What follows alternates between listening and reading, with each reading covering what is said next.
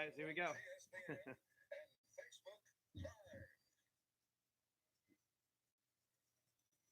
Oh, all righty. Welcome back. A Friday, a good Friday, right here on Hanna Time, Global Sports Broadcasting Network, bringing you another day of sports talk. I got two topics today: a little bit about baseball and a lot about football, the NFL, with its potential or looks like the 17 game schedule, but all that money that is going to be brought in and how it's being shared. I wonder about the veterans, the retired players, is what I'm talking about. Do they get a benefit out of this? Do they get help? We're going to dig deep into that today. We're going deeper with numbers, some history, and a special guest, Luis Sharpe, going to chime in a little bit on the phone, and we'll talk to him about it because he's been through the negotiations of this before with the CBA, with the owners and the players. But he's also a retired NFL player. So we're going to make sure that we get the best information, the most logical, reasonable information from a former NFL player. I'm going to bring you more information that I have to share with you.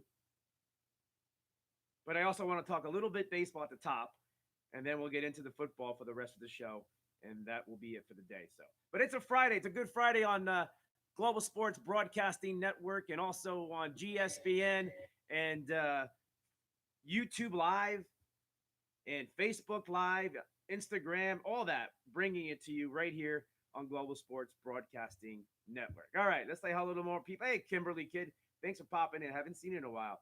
All right, I want to get into more of this right now. Baseball-wise, David Ortiz, former Red Sox Big Papi, steps out, blasting the snitch, he calls it, Mike Friars, who brought up about the Astros cheating scandal, exposing everything. And here we are today.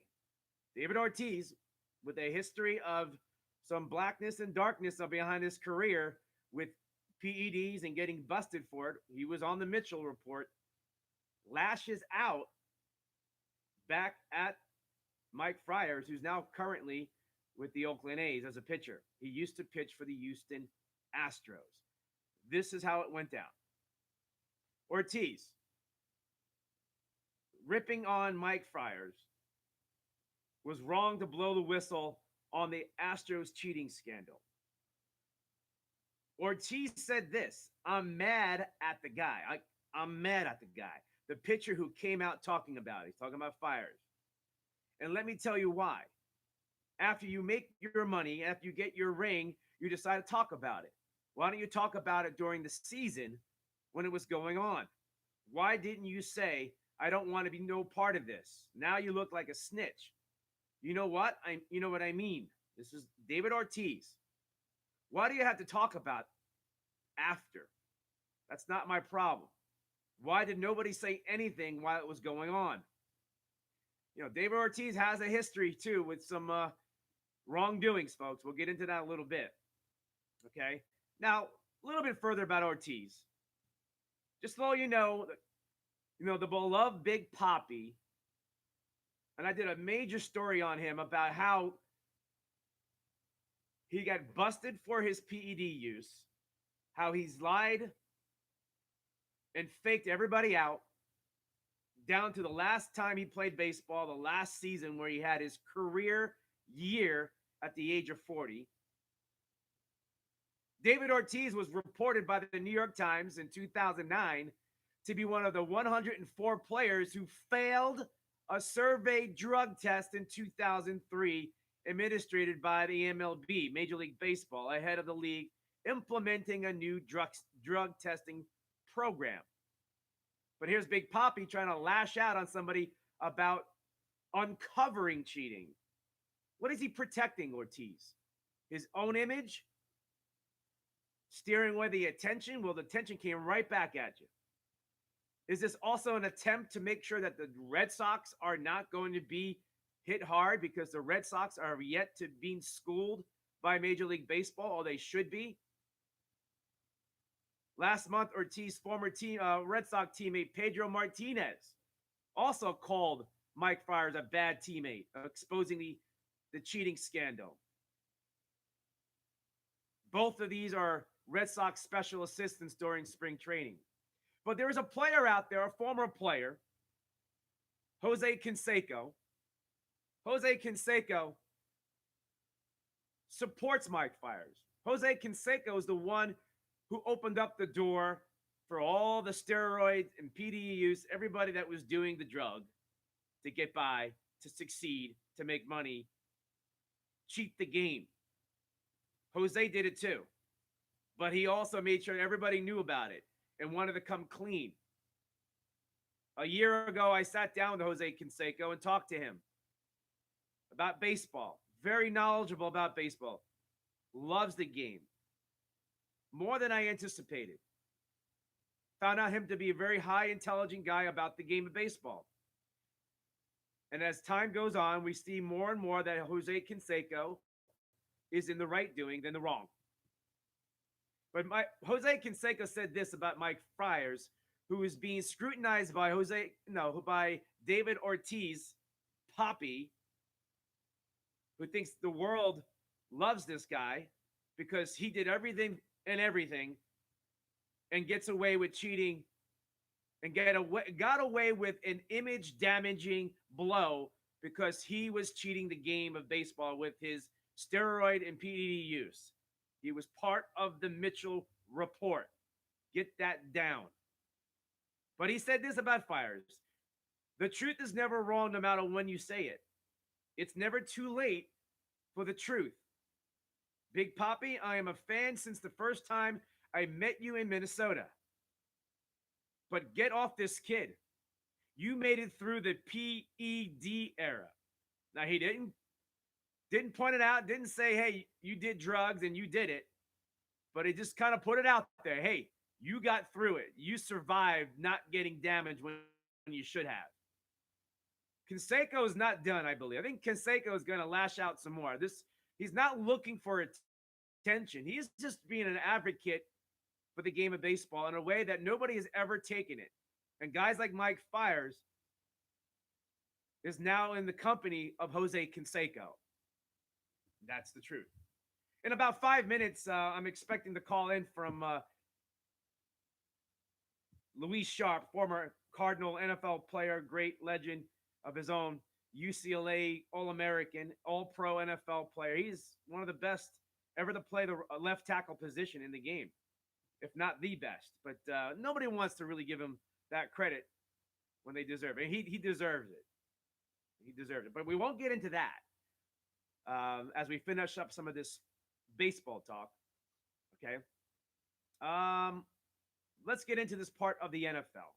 I want to say hi to some people out there too. Okay. All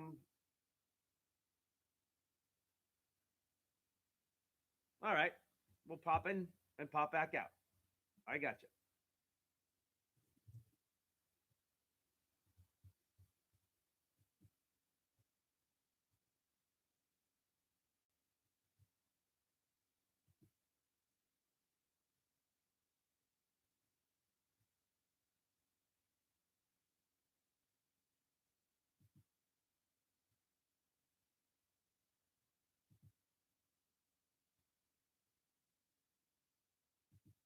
All right, you two guys, we're on a little break. We're coming back in 30 seconds.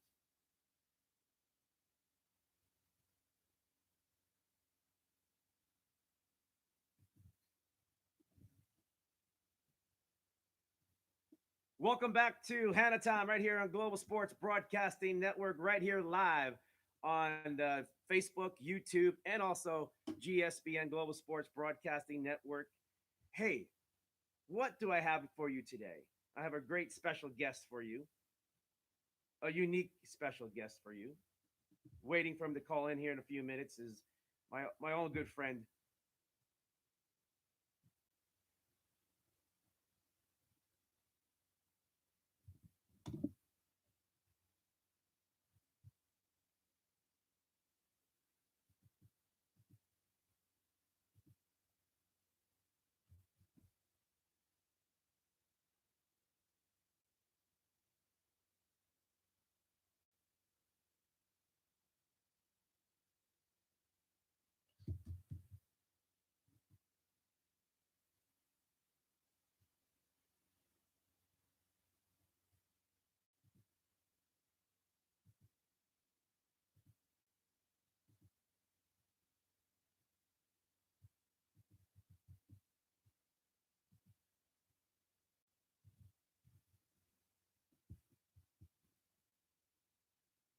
Welcome back to Hanna Time on Global Sports Broadcasting Network. I'm your host, Cornelius Brad Hanna, right here on GSBN and also on Facebook and YouTube and Instagram. Thank you for joining in. I appreciate you popping in on a great show for. Hey, I got a lot to talk about. We just finished a segment about baseball with the David Ortiz coming out and talking about all this stuff about Mike Friars and the Astros and him being a snitch. We'll replay that a little bit later, but coming up in a little bit, we're talking here right now NFL football. We're going to talk a lot about NFL football right now as we got Dawn in from the UK, we got Kim, we got John, we got Randy popping in. Hey, thanks for popping in also on YouTube. I appreciate the live part of it all. Love you guys. As we're going to start to talk about football right now. We just came out of a baseball segment. In a few minutes, Luis Sharpe is expected to call to talk about this new 17-game schedule of the NFL. We're going to talk about the NFL and how $5 billion, think about this, $5 billion is going to be shared for the players. Where is all that money going to? Is it going to help the retired player, the player from pre-1993 player who's retired and old and banged up and living off of minimal money, if anything, and only getting an increase each year, but never enough to sacrifice their body, their mind, and their soul to a game where everybody's making millions now. If you want to know more numbers about this, let me talk to you about this. All right, what is the league minimum of the NFL for a player's salary? Okay, players with less than 1 year experience earn a $500,000. Okay, that total will increase in 2020. It'll be over $500,000 if you make an NFL roster. A field goal kicker just got signed for $660,000. So that's pretty good money. Anybody who wants $500,000, yes. And if you can last a few years in the NFL, you're a millionaire. And you only played a couple of years. Do retired players get a pension? Yes, they do. A player with a minimum of 3 years of play in the NFL would receive an annual pension check of $21,000 plus at retirement. On an average, retired players receive an annual pension check on an average about $43,000. That's full-time, low-end kind of a job, right? Does it pay the bills? Maybe the basic bills. But when you talk about the health and the medicals, and it go beyond that, and also, you know what? They give up their time and their life to be this banged up, and the compensation is $43,000. Now, the guys who retired millionaires, that's chump change. But for the players who have been forgotten, retirees, now they have a lot of other benefits involved, but financially, money, dollar to dollar, for today's survival with the cost of living and the cost of everything, it's hard to survive. It's hard to survive with $43,000 on an average. That doesn't mean everybody's getting that. Okay? While the pension plan is much worse in other sports than football, the NFL. The NFL does offer a generous 401k, which right now should be just really doing well under the new presidency. From what we understand, 401ks are just doing phenomenal now. So that should help. But that fluctuates probably to president, right? And we haven't seen a 401k doing this well in a while anyway. But I'm sure the players, if they have that 401k doing well, gives them a boost. But month to month, getting that pension check in the mail doesn't quite cut it for these players, the retired players. NFL players are fully vested in the plan after 3 years on an active roster or injured reserve status, okay? The expectation for the minimum wage, like I said, is $500,000. But where did it go wrong? Where can it go wrong? Where does this go wrong for an actual NFL player or a professional athlete that retires, that makes money but loses out in the long term, where they are poor and they die poor? and they give so much, or their bodies are crippled, right? Because after all the surgeries, they're still crippled, wheelchairs, and then by the time they're 60 years old, they're basically feeling like they're 80 and 90. Okay, their bodies have been abused. The game has changed. NFL is trying to protect players more, but for right now, the players who have given up their body and soul and mind and everything else for the guys today to play and make millions of dollars, there is a clear disbalance of support for the men who opened the doors for something very special. All the negotiations, right? All the negotiations with the collective bargaining agreement that the players from decades ago that were doing to allow these players today to make this kind of money and not to give them back more or give them back more than what you're doing. The players today, the players union today, the NFLPA needs to step up. Now, my question I have is this. I'm just checking in on Luis. He's going to call it in. Is this. Do the owners have to do more? Not just the Players Association. Okay? The problem is they're not going to, the players, the retired players, the ones that really didn't make the big money, especially, they're not going to be able to put it away and qualify retirement plans enough money to live on. You know what I'm saying? Like the money they're living on right now, and the money that they made in their contracts were not enough to keep them for the rest of their life and protect them financially. Especially the players who played the game prior to 1993.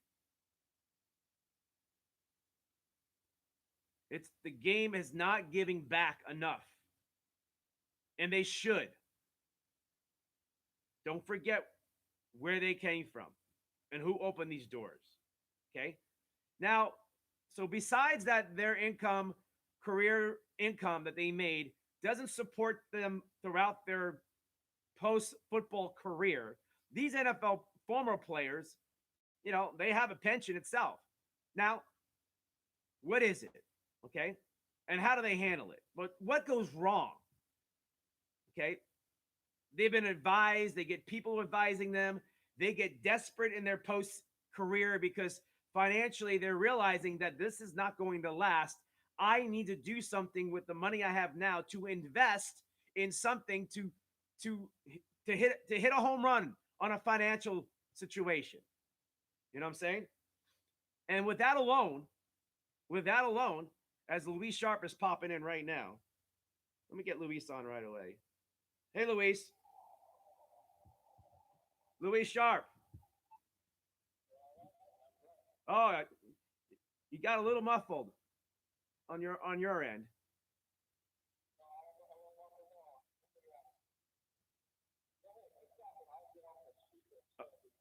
Yeah, get off the speaker and that'll be better.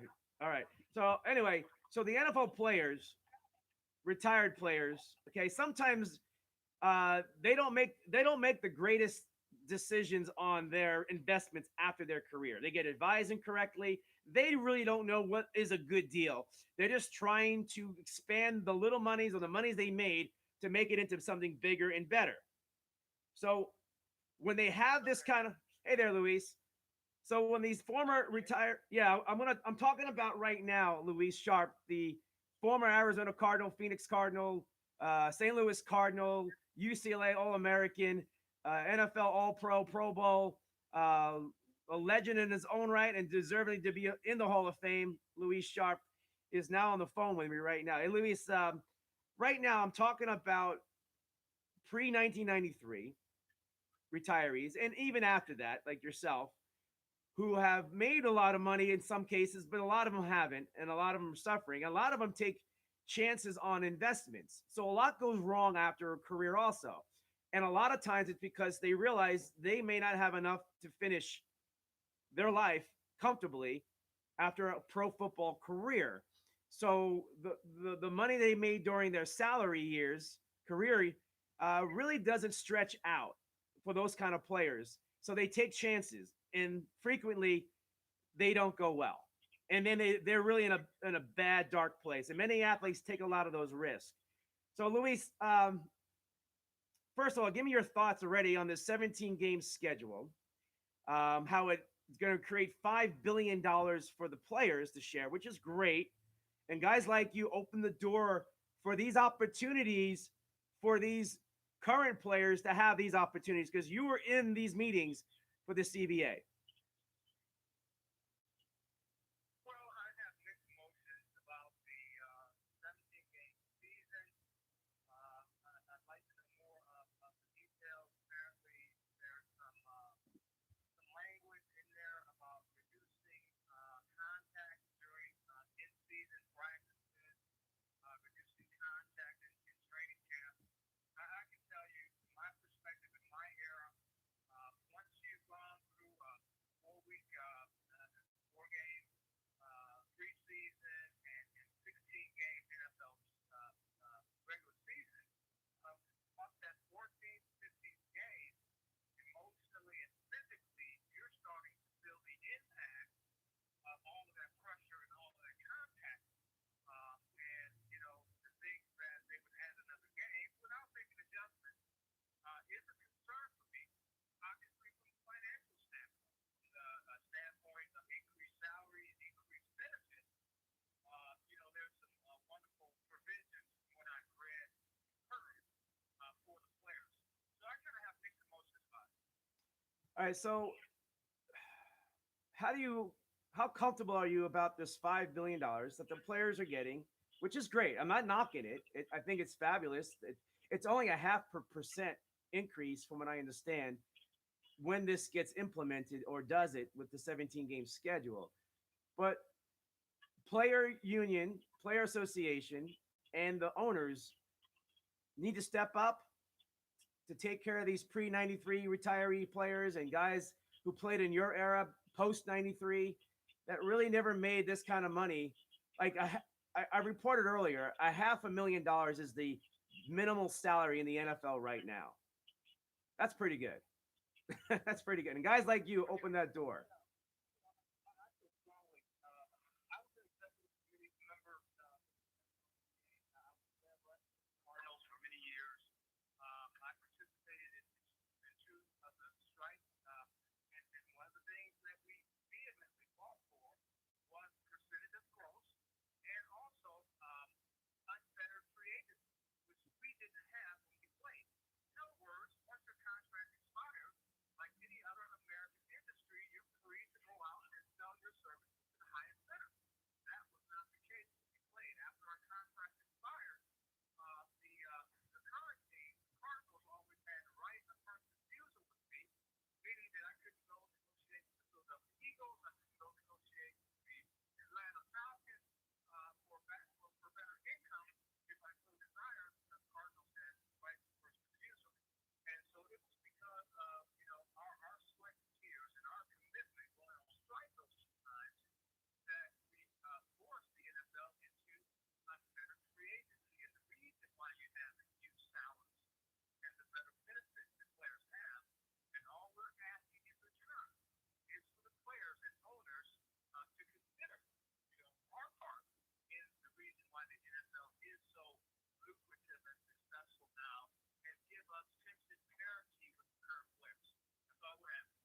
Yeah, and the increase from what I've read, and I've done a lot of reading in the last 48 hours, and really a lot since really talking to you and meeting you and becoming friends with you, because you've opened my eyes how deep this really goes.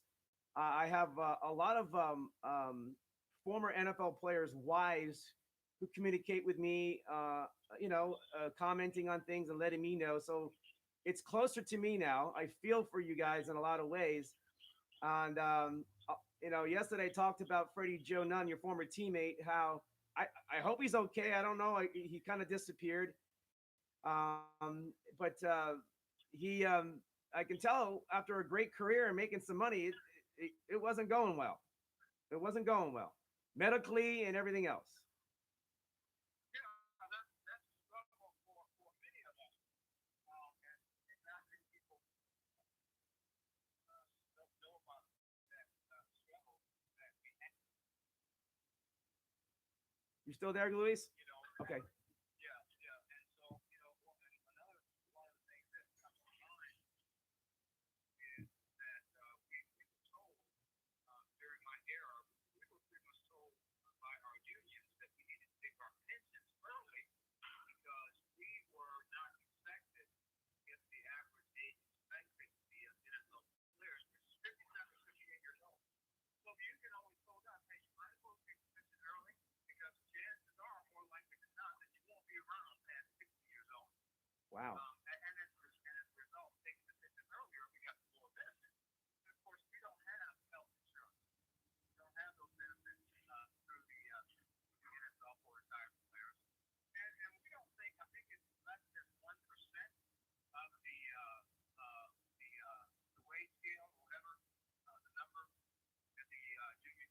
Yes.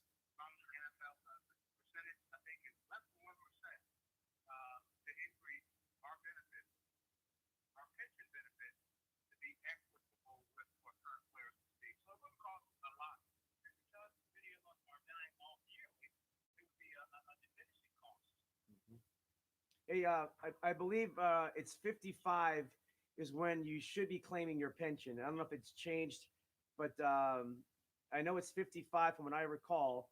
And them asking you to take it early, a lot of advisement. I mean, I know these guys get advised better, but today's player, Luis, don't have to worry about taking it early. Don't do they? Not with the type of salaries that they're making. I saw where DJ Humphrey signed for, what was it, 15, 14, 15 million a year. Yes, And I mean, he's at best an average offensive tackle. You know what I'm saying? I agree. I mean, in my era, I mean, you could be a Pro Bowl player if you made $1.5 million. That was considered top salary. And again, it was a different era. There was no unfettered free agent. You didn't have the leverage that a DJ Johnson would have in being able to go to another club and sell his services to. Henceforth, why he receives the type of salary annual income that he received on the 3-year deal that he signed. All right, Lisa, I'm going to continue to talk to you a little bit. Just continue to talk straight into the phone itself for the best quality. All right, so the average salaries of players at key positions have gone up really, really high. And it's going to escalate more with the 17 game schedule proposal. The players should be getting a 2 bye weeks involved, which is beneficial. I do see the future of the NFL going overseas and even across to Mexico with expansion, or at least teams traveling that way, and which means more money. I can project even just by listening to all this stuff that the money that the players are going to get, $5 billion, is to me is like a minimal. The owners are going to make much more than that, and it's going to even go higher with this new CBA deal. Do the players? Here's my question to you: knowing this, that a projection like 5, 10 years from now, where the NFL is globally, and you're stuck on a CBA that is not fitting for retired players, for current players, you know what I'm saying? Yes. Well, absolutely. It's really uncapped, especially in the NFL. It's so popular and it fits itself strategically very, very well for the Chiefs. So while players might be getting the 5 billion, it's limited on the owner's part what they can make. Luis, what would you be asking for right now if you were your old pro status and everything that you were doing back in the great days? I mean, if DJ's getting 15-ish, whatever, are we talking 25? At least 20. At least 20. Wow, it's amazing. Yeah, big choice. But you know what? You know that's great. You know, here's my thing. If the owners could afford to pay DJ Humphrey $14 million, they would not pay him. So, you know, even though a lot of people don't like the fact that, he paid that kind of money because they don't feel that it production matches that level of pay, hey, he definitely earned it. You know, he had a good season last year. And there's not Cardinals, there was some other team out there that was paying him that kind of money. So that's kind of where I'm at. Okay. Now, if you're going to give advice to the player representatives for this next CBA, and the players got to vote and all that stuff, what advice or two would you give them, since you've been in those rooms, man? You've been on it, and you know what goes on, and it's not easy. But what advice would you give them? Well, I'm just, the fact that there's no doubt in the agreement, and let them know, the important tidbits and how all of it can manifest not only for them, but for the future generation of players, which they also must keep in mind and consider. How's that going to impact the family, the NFL brotherhood?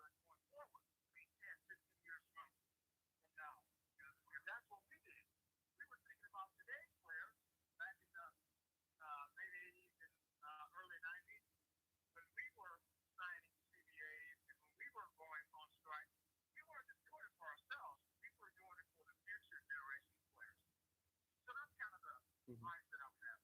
All right, one last question, Luis. I know busy day. On a Good Friday, is this speaking for the veterans, the guys who are retired itself? Uh, your final words again on reaching out and really taking like Jim Brown has helped. More players are speaking out lately on it, and I know you have, and you're going through retirement stuff that's hard on you and your body and your mind. I mean, there's a lot out there. But what is it that you're hoping to see that they really, or somehow they get wise enough? What do you mean? I mean, like, Player? yeah, the retired players, helping them out. What I think needs to happen? Yeah. What would you like to see? Well, I think what the group set up by John Riggins' wife, Lisa Marie Riggins, fair group, what they're advocating for on behalf of former players, which is pension parity. We want our pensions to be increased to match what the current players receive, and we don't believe that we're asking for much. We believe we're deserving of that. That's the reason why the NFL is so successful financially today is because of what we sold into the league years ago, and we believe now's the time to get that done. Yes, addressing the disparity. Mrs. Riggins, uh, husband John Riggins, Super Bowl champion, MVP guy for the Redskins, would be a paradigm shift of historic proportions for a generation of beloved players. The league and its union instituted legacy benefits, I should say, legacy benefits in the last accord in 2011. That supplemented pre 93 retirees' pensions by between 108 to 124 a month. That's not a whole lot. That is good. $108 to 124. Give me a break. Right. We should be getting 6, 7 times that amount with the kind of money that they're continually throwing in. And so I'm glad that you recognize how small an award or a reward that is. All right, Luis, I got so much to talk to you about. Well, I know we'll come to this again when the NFL finalizes this 17 game schedule and the money sharing going on and how it's being used. I know former players like yourself, those wives like Mrs. Riggins and the other ladies. I won't mention their names because I told them I'll keep it quiet, and that's my word. But they are these women of the men are very outspoken, and you know it too. They are very outspoken about this. They have watched the suffering that their men have gone through, and financially too, physically and financially. All right, Luis. Yeah, I truly believe that with all of the hoopla and you guys all saw the Super Bowl and the big deal that they made about the celebration of the 100th year of the NFL and all of the former players that they celebrated and up there on stage, I think it would be ludicrous for them not to reward us at this point with all of the celebrations this past year regarding their 100 years. So that's kind of where I'm at. Beautiful. Thank you, Luisa, for your time. Love you. So happy that. So, all right, man. Have a good Friday. Bye bye. All right, there's Luis Sharpe, former Cardinal NFL great. I mean, great. God played a solid, great, legendary career for the Cardinals in St. Louis and Arizona. And one of those men who were in those negotiations to make a better life, better way for the future of the NFL. But now those same men and those wives are looking for, hey, our men are suffering who play this game to help you to get to this point, making a minimum of $500,000 a year. Please give some back. There are men and families suffering from the game and the compensation back, the pensions back. Yes, there are some benefits out there. Yes, there is that 401k, and there are other things in departments of the NFL providing these retirees to utilize and take care of. But from month to month, medical bills are astronomical. They get worse as you get older. You know, you've seen your grandmas and grandpas, your parents. We all going to have to deal with it. That's why we always hear save your pennies. Make sure you have a good retirement. Make sure this. Make sure when you retire, you can take care of yourself or your wife or your husband. That's big. That's huge. But when you're dealing with a game of football where you're getting beat up, abused, and you have surgeries everywhere, broken bones that are don't heal right, they didn't heal right back in those days, and they're walking cripples. Walking cripples. I appreciate Luis Sharpe giving us some insight on what should happen, what he's hopeful that will happen to help out these veterans and retirees, but at the same time, continue to grow the game for the players to benefit the future of the game. And the future of the game is what? The millions or billions. I mean, are we looking trillions? Can this actually be happening when it goes global? It has gone global, but the expansion overseas and across the border is really, we're within 2 years of it. It actually could happen by 2021 if this gets finalized for the schedule to come out in the 17 game schedule. You can have a quick start in London with the Jacksonville Jaguars that can just jump out of there and get out of town right away. Or you wait for an expansion in London that'll take a couple of years to get the operation going, develop, and then you go through the pre-draft and all that other stuff, supplement stuff, and all that drafting and free agencies and unprotected players on the current rosters in the NFL. That is one way of looking at it. But that's how big the money is going to go. And all because, and you have to, not all, but you would have to feel the veteran, the retired players from the early days. When we just celebrated 100 years of the NFL. They are still a lot of those former players living but suffering. Okay? If you have a father or a mother still living or a grandmother, look at their age and date it back to the time they were young in their 20s and realize that's when football was still going on. And those players are still existing today. They are leaving us, which means it frees up more money in that pot, right? And like Luis said, which was somewhat shocking and sad, that the NFL advised the players, or they were advised by their advisors to take the pension early.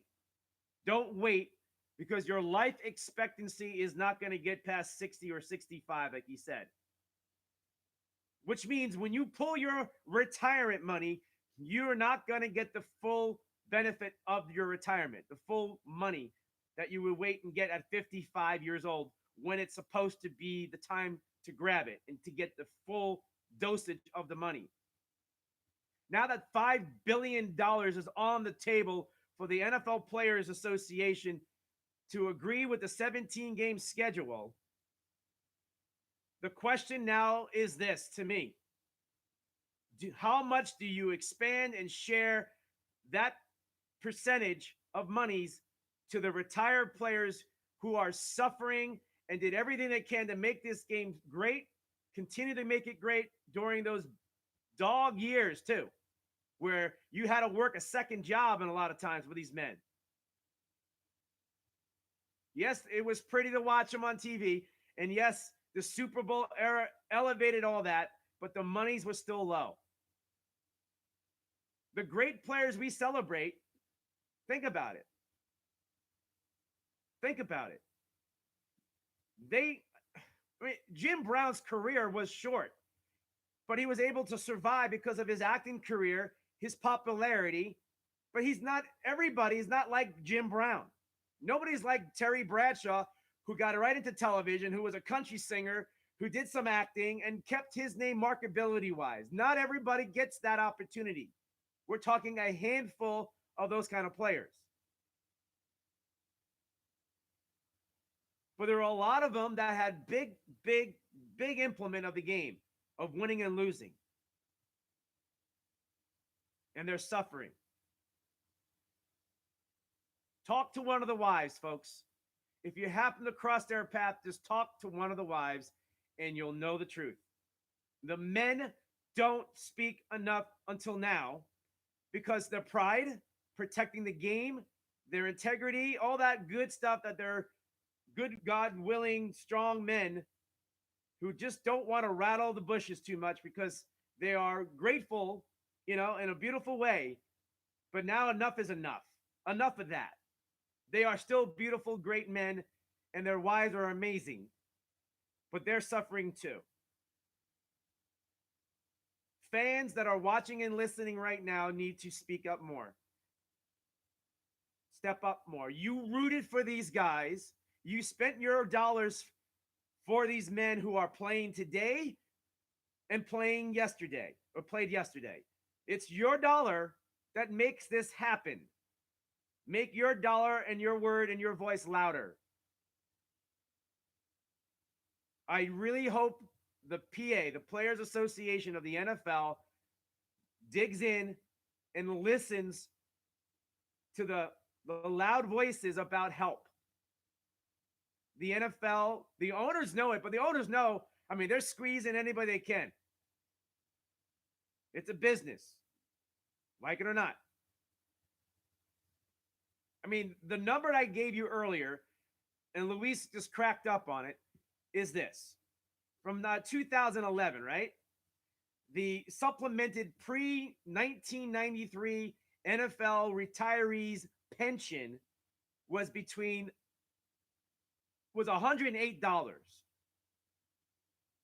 to $124 a month. Do you understand how disgusting that was and is? Now, right now, they're averaging $43,000 a year on pension. But not everybody's getting that. Closely, roughly about an average of $2,000 a month. Now, $2,000 a month, what it can do for you each and every day. And remember that you don't have a savings anymore. Remember, these players don't have those savings. It's all been put into medical to have a quality of life to exist and live and love as long as they can. This is not a sob story. This is reality. And we're putting big dollars of your hardworking money to root and cheer for this team or those teams and those players. And you did for them way back when. And the money is so big right now in the NFL. It is crazy, crazy big. But it's your dollar that's doing it. Globally, it's your dollar. It's your money that's doing this for the NFL and for the players. Wherever you are on the political stage, you got to agree with me on this one. I don't know where you are, but when there is it's like taking care of your senior citizens. We're all going to be senior citizens. We're supposed to have a strong Social Security system, which doesn't look strong, just like the NFL. Doesn't look strong for the old timers. Then you have a job that if you're fortunate, you get a pension. Good for you. You did the right thing. You got a pension. If it's state pension, if it's a company's pension, whatever it is. Maybe you get a 401k. Maybe there's something else. But not everybody has that. Not everybody lives that way. Not everybody has to have those opportunities. It's just the way their life is. But for those senior citizens, they're relying on all that to survive. Some of them can make it to Leisure World and have a comfortable environment, right? And a lot of them are living in homes. A lot of them are living in apartments, in wheelchairs, with special care, with Medicare insurance policies. Fighting to get more. We're all going to be there as people, and hopefully we'll all be able to find a way to have some type of security and comfort. Think about the NFL player who played a number of years of football, whatever it was, banged up and hurt, beat up. You and I are not putting our bodies through what they did and what they went through. So when there are senior citizens, they're feeling like, I'm young, but I'm in my 50s, man, and I feel like I'm 25 because I haven't beat up my body. I got hair like a 25-year-old. Comments are coming. But I would say this. The players at my age, and maybe your age, even younger, are beat up playing the game. They're not living a 55-year-old body like maybe I am and a lot of people are because we never abused our bodies that way. So their life expectancy was taken down. Their quality of life was taken off decades of their life.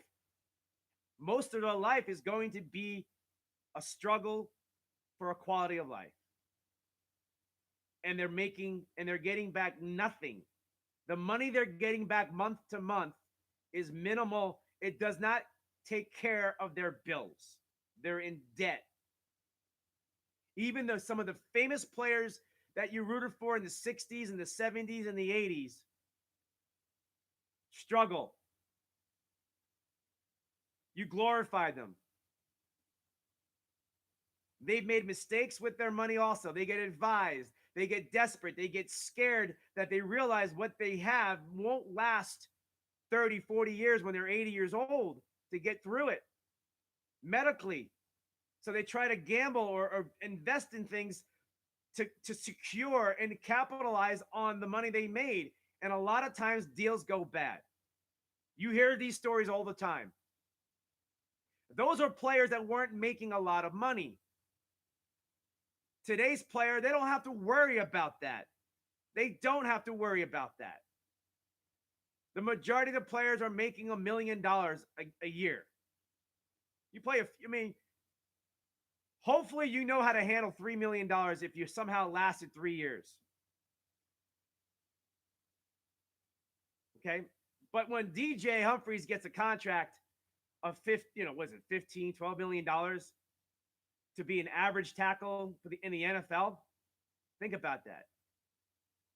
You think he's top notch, but anyway, there is now a level of income, the minimum-ish comparison of other tackles in the NFL players who are going to say, hey, DJ got 15 or 12, and I want that too because I'm a better tackle. I want more than that. See, now all of a sudden, everything gone up. Everything has gone up. Players are going to ask more money. But they don't have to worry about retirement unless they're foolish enough to waste it. They got so much money, these players today, which good for them. Please give back. Please give back.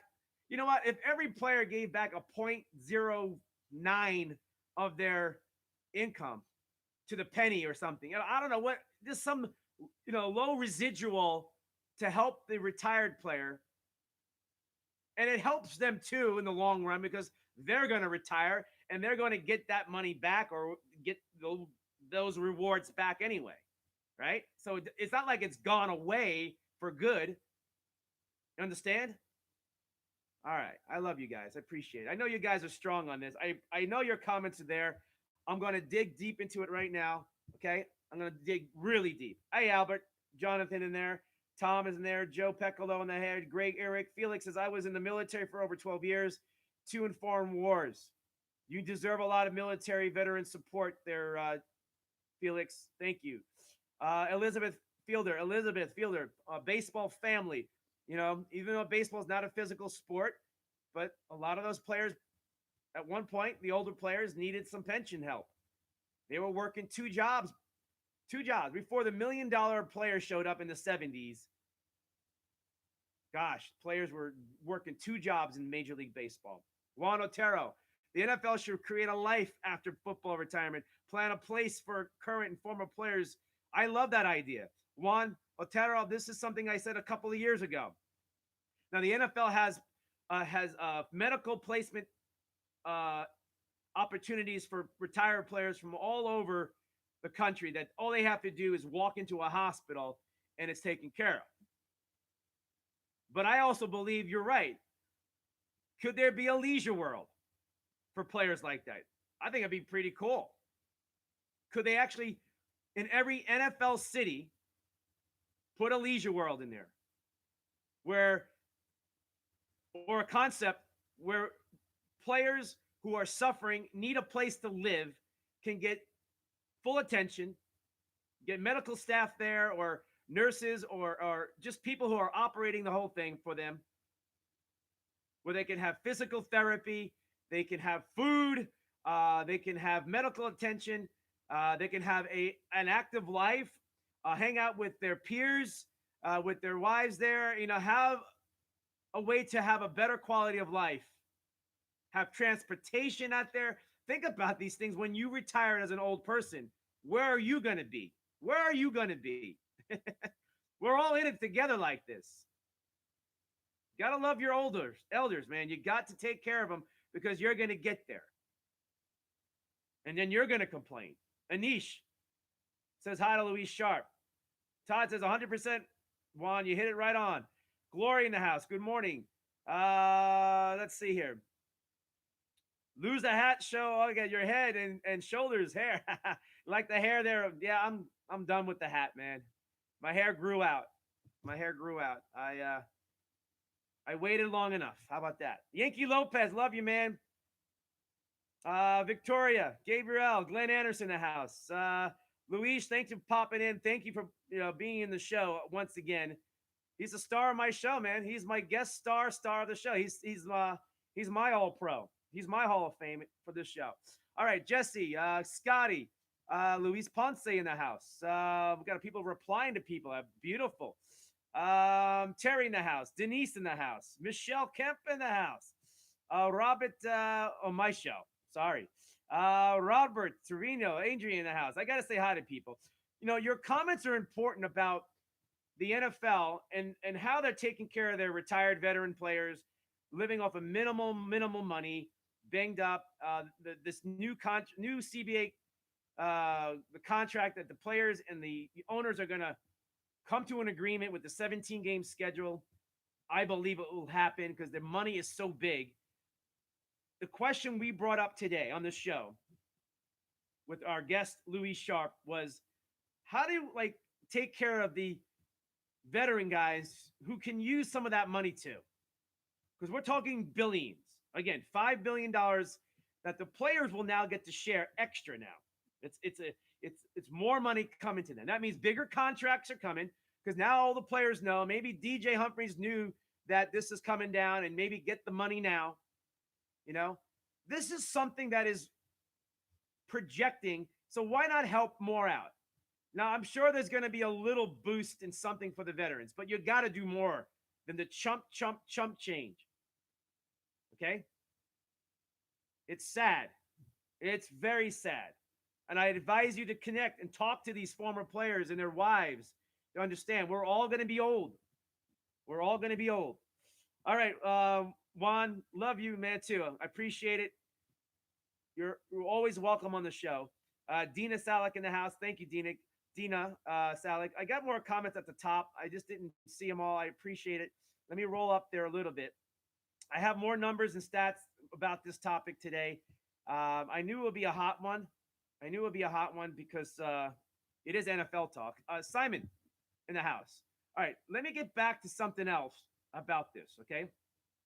In the addition of the pension that these players are getting, it's not a lot especially the ones who never got the $1 million contract.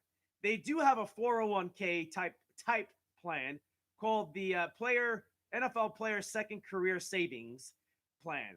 Provides an employer match up to $2 for every dollar contributed by the player. Okay, so if a player made $24,000, the player will get back $28,000 or no, 40. Am I saying that right? Yeah. So every $2 for every $1. All right. So the maximum match though is $24,000. That was back in 2014. That rose incrementally up to $28,000 2020.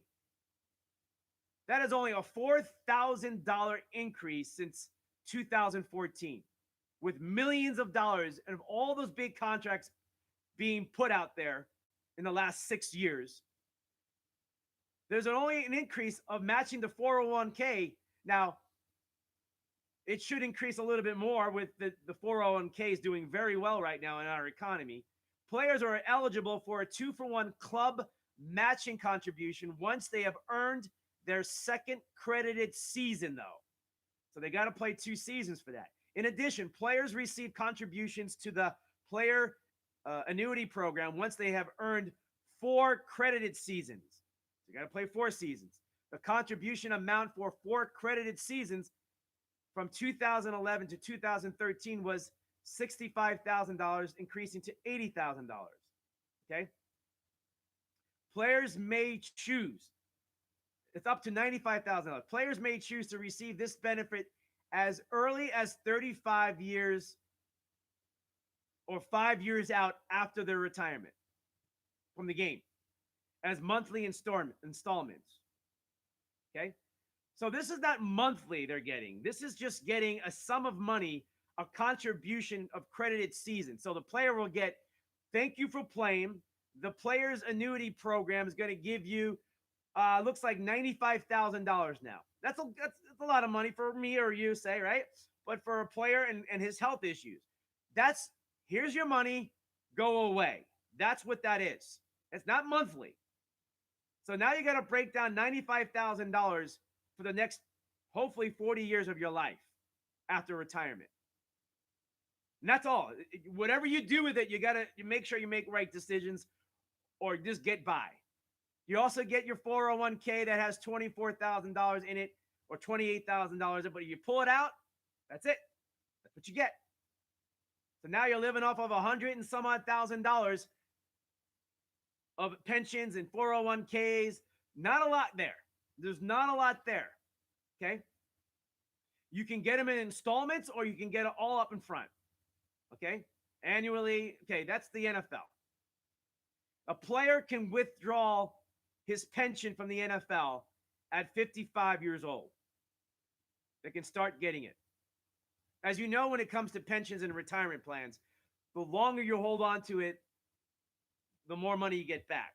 Luis Sharpe told us that they were advised to pull the money before 55 years old so they make sure they get their money, because life expectancy after the NFL may be 60, 65 years old.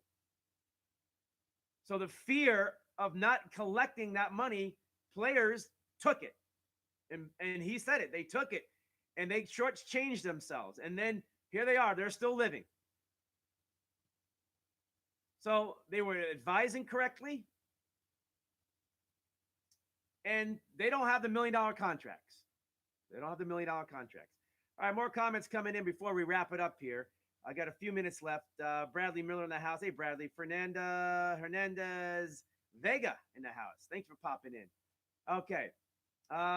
More information. We talked about John Riggins' wife, Mary Riggins, Lisa Marie Riggins, I should say. Despite paving the way for the NFL to become what it is today, players like Jim Brown in his era, Jim Brown gave back like $1 million to help the pension, to help the cause for those players. Okay, so he left behind a lot of money. All right. Not everybody gets to do that. Not a lot of people are Jim Brown who have that kind of money. And Jim Brown was fortunate to have a post-career because of what he did and his marketability. From acting and being an advocate and being a guest speaker. I mean, he's still doing it and still making money. But not everybody's Jim Brown. But Jim Brown gave back to help his fellow players that he played with and played against. Lisa Marie Riggins. These players have never had league health insurance. Remember this. They've never had league health insurance, and retirement income is often consumed by medical expenses. Okay? With everything they have contributed to the game and the league, they deserve security of a pension that can survive on. They can survive on. Lisa Marie Riggins, her husband going through some stuff himself, wants more for these guys to survive, and not just the guys, the families. Think about the families that financially were depleted, having, a nice life for about 5 years, 10 years of a career in the NFL, and all of a sudden 20 years later, you're living in the poorhouse, or you're getting by, or you're scrapping to use your name to get paid. Addressing the disparity part of it that was talked earlier, Lisa Marie Riggins, John Riggins' wife, said the paradigm shift of historic proportions for a generation of beloved players needs to be done, needs to get done. Okay. More about this at the top. Okay. Many of these players, sometimes former athletes, they run out of retirement savings chasing after wild investment deals. Okay. These are coming from professional investment agencies who are trying to advise these former players and current players about their savings and how to invest. But when you're investing with little and taking risk, you can lose it all really fast. Think about yourself. You may not have a lot in your bank, but you're looking at an opportunity and go, you know what? I'm going to take a chance. I have to. I need to survive. I need a long-term solution other than just getting by. And whatever you invested in, it doesn't go through. It doesn't happen. And you lose that money. That's painful, physically and mentally. Many athletes take a lot of risk, though. That's why. Especially those pre-93 players and a lot of them after 93. But those contracts now, think about it. They're fine. And they're still going to get their pension. They're still going to get their 401k. They're still going to get the players today, get everything that the players are getting now, other than, or the retired players. But the pension, the month-to-month living doesn't match and help.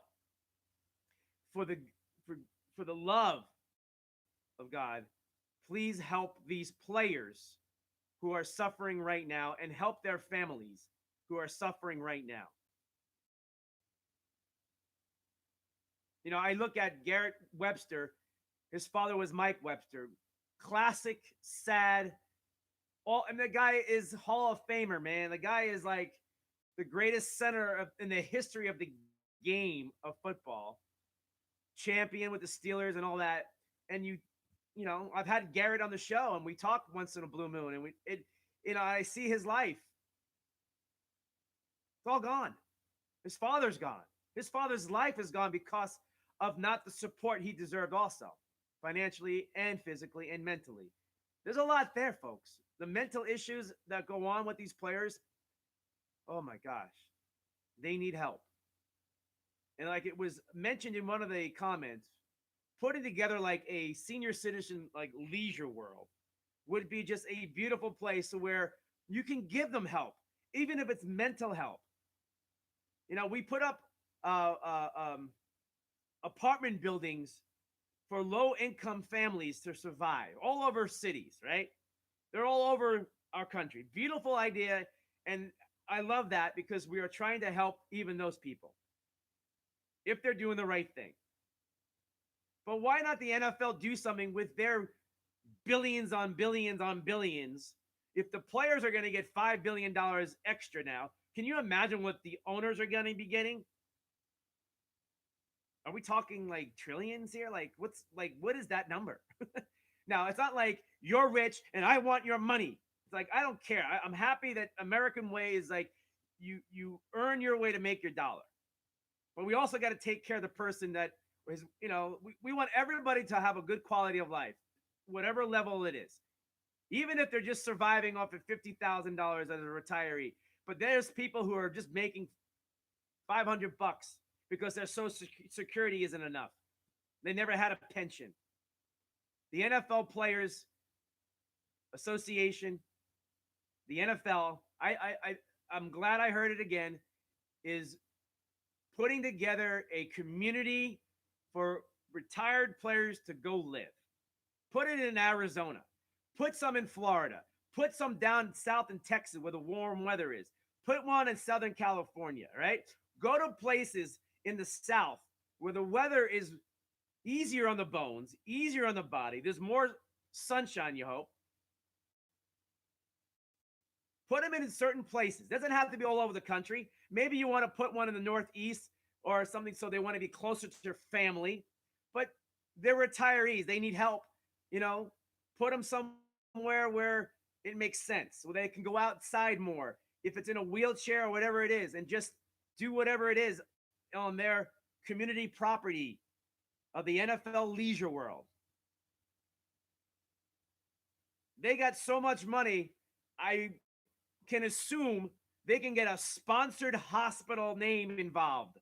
You know, put in one of the big name hospitals involved. You don't think that the medical people of the world that are going to just jump in and be like one in on it, and they're going to have to pay to get in because they know that they're going to get paid back or something? Like, it's huge. That's my take, and I'm very happy to see that some of you actually brought that up. You brought that up. Very good. Everyone should be educated with a retirement plan, no matter what. You know, I go through with it. You know, with my family itself. As you get older, you think about it, and you knew about it when you were younger, right? But you don't realize it until later on.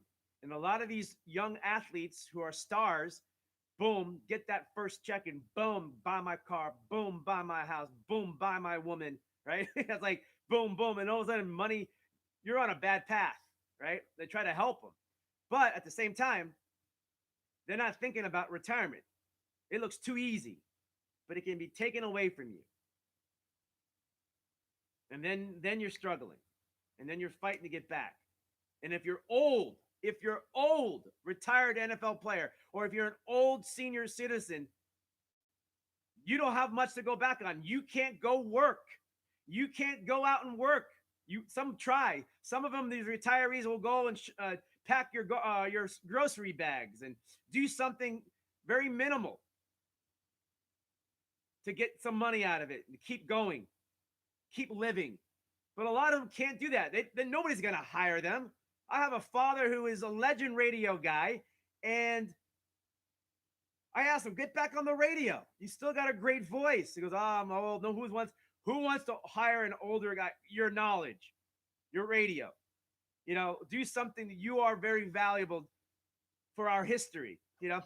But that's what happens when you get older. You may lose confidence in yourself. You lose some desire and the energy to push further. Like, I'm tired. I'm done. I'm going to make it. I'll get through it. But not everybody has that. But not everybody's going to be able to find that job. So the players, the NFL players, retirees, they're going through it right now. They've been going through it for decades. And you and I are going through it right now. You and I are preparing for it, or hopefully we are.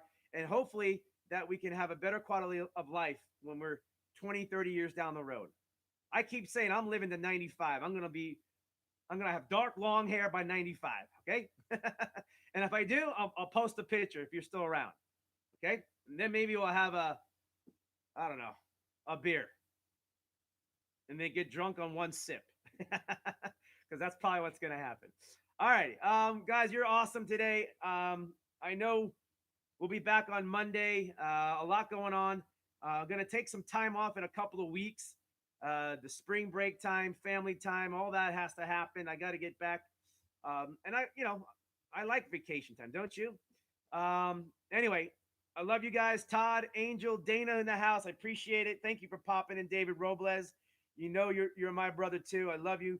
Juan, thank you for your input. Everybody who inputted today, including my special guest, as always, my Hall of Famer, Luis Sharpe, former NFL great left tackle. He cracks me up, but he's right. He could probably ask for $20 million right now if he was in the NFL. If DJ Humphries got that kind of money, Luis is like, oh boy, give me one more year to make that 20. Give me one more year. Anyway, he looks good. He looks good. He looks great for his age and what his body's been through too, and his life story. Amazing. All right. guys, and log on. Check out Luis. You know, friend him and everything. He is a quality guy, and we all need a Luis Sharpe in our life too, because he's got a lot to say and a lot to live for, and we can find that out just by talking to him. All righty, guys, we love you. I love you. It is a good Friday. Cassandra, thank you for popping in, and we're just going to sign off with replay of the show. It is a strong, informative, story, entertaining show. One of the best ones. I appreciate it. I'll replay it also later on today. I'll go live with it and replay it for you too, okay? Love you guys. Let's get out of here. It's Friday. I got things to do. We got a weekend coming up. All righty? Thank you on YouTube. Thank you on Facebook and Instagram, right here on Global Sports Broadcasting Network. I am Cornelius Brad Hanna. This is Hanna Time. And thank you for joining me with your time. We'll talk to you. See you next week, guys. And ladies, we'll talk to you soon.